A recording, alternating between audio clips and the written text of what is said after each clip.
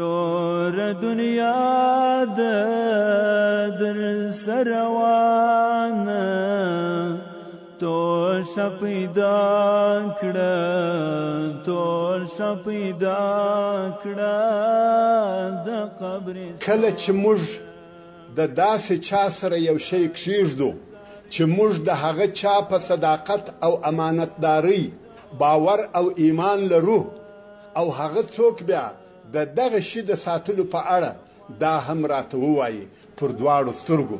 نو زموږ زړه به څونه ډاډه سي خو هلته به مو څه شعور او احساس وي چې رب العالمین الله جل جلاله راته وفرمایي واصبر لحكم ربك فإنك بأعيننا چې دا د سورة الطور 48 نمبر آیات دی یعنی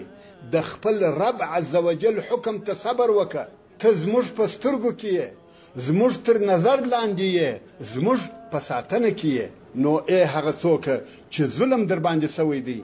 غم أو تشويش مكوى. والنصر في القرآن حتم لازم